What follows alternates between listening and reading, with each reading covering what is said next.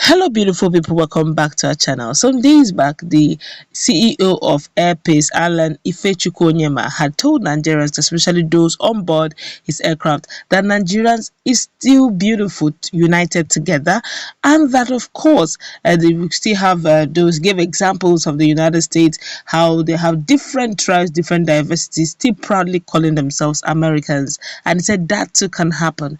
Well, as we speak, Odimegwu Ojukwu Jnr. have decided to write to Nigerians, write to Igbo in particular, and telling them of the dangers ahead and the issue of Biafra actualization, Biafra agitations, and what they stand to gain and lose in the process. But before we go into the news proper, we'd like you to subscribe to our channel if you have not done so already by clicking on the red subscribe button. Beside it, you see a bell notification icon. Please go ahead, click on it to get notified as soon as you update our channel on YouTube. All this mentioned are all in Igbos, both Emeka Ojukwu Jr., both CEO of Airpeace and Nnamdi Kanu, all in this whole saga. Well, according to the write-up, he told the Igbos to be careful. The whole Nigeria is aggrieved. Igbos are technically getting set up again to lead the pack for expressing grievances. He wrote, Igbos, be careful. Only few people remembered that the first Nigerian coup led by Nzeogwu, which is fraudulently tagged Igbo coup, comprised of young chaps from practically all the regions in Nigeria and was a response to the chaos in the West.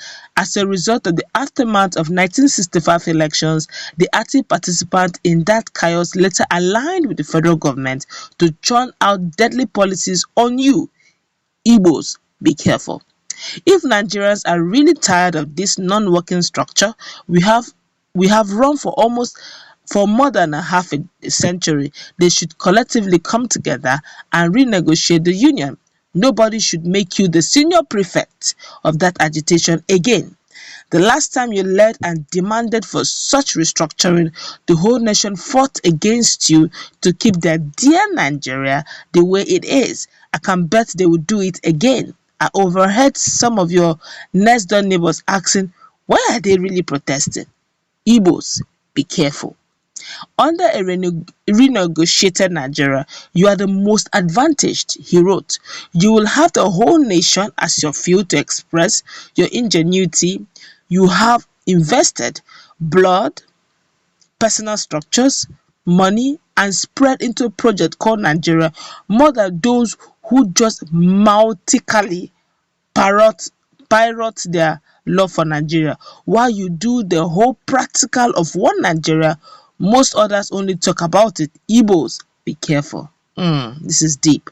From United Nations, NASA, Microsoft, CNN, Hollywood, Nollywood, Manchester City, Arsenal, Chelsea, House of Lords, House of Commons, White House, to major hospitals in US and UK, and anywhere solution is needed, you have proved that wherever humans are gathered and brain is required, your head can never be bowed. Therefore, you have nothing actually to prove to anyone. Igbos, be careful. The whole nation is groaning under the current structure we run. When the ground has gotten to the boiling point, we all would demand collectively for renegotiation of this abusive relationship we are having in the name of nationhood. Dare not lead this call. The last time you did, other people chose to mend fences and made a scapegoat out of you. Igbos, be careful. The same way your businesses thrive in Saudi Arabia, Indonesia, and Chad under a restructured or fragmented Nigeria, your business can still thrive anywhere. Igbos, be careful. Your prestigious sons and daughters champion the cause of 6 geopolitical zones, champion the cause of 13% derivative for the benefit of your neighbors, and still champions the cause of resource control and fiscal federalism. But I have seen you also struggle to so much to explain to both neighbors and outsiders that you are not interested in their resources, but rather interested in being allowed to explore your rich human capital and ingenuity without any orchestrated hindrances. Igbos, be careful. I have seen how some Igbo sons and daughters struggle to sound patriotic even if it means sounding silly, and their kids and kin in neighboring states begs not to be identified with their Igbo roots because it will save them some special treatment reserved for only Igbos. It never does anyway. Don't let another setback happen. Igbos, be careful. Our major need now is an emergence of a leader figure with the courage of Ojukwu, wisdom of M.I. Okpara, and sagacity of Chuba Okadigbo, yet endowed with tamed emotions to steer our pride and productivity into common force and also lead us into demanding redress for perceived injustice. Igbos, be careful. I repeat, if Nigeria is tired, when Nigeria is tired of running an unproductive structure, we shall be ready for the way forward. We shall be ready for renegotiation. But never again will your blood be used as a specimen to test how united Nigeria can be in fighting her enemies. Igbos, be careful. Well, this was actually gotten from a verified handle of Joe Ibokwe telling Igbos to be careful. Let's look at this very critically over what Emeka Ojukwu Jr. has got to say. He said this, and he made mention of the beauty and the ingenuity and the brain and the unity, practical one Nigeria in the Igbos portray.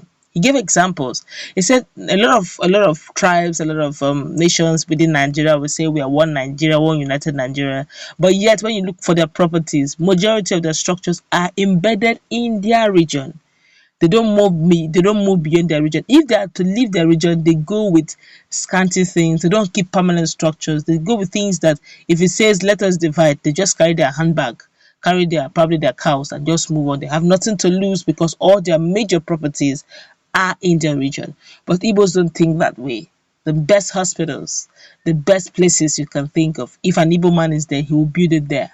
He will make sure that the place is opened up for businesses and ensure that his people or the people around him are beneficiary to it. And it has shown severally. And you've seen several times the Igbo man come up, to show that he's more practical in one united Nigeria than others. A typical example is CEO of Airpace, Alan Oyema, during the xenophobia that happened in South Africa. He brought out his airline and carried listed Nigerians all the way from South Africa to Nigeria for free.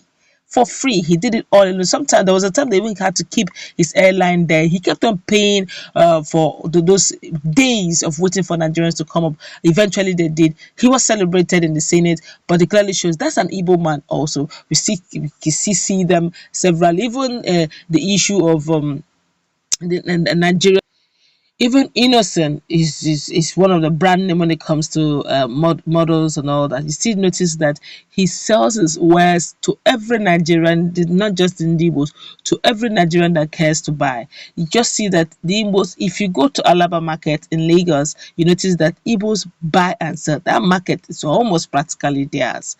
You see them, they wherever they go, they make home of that place.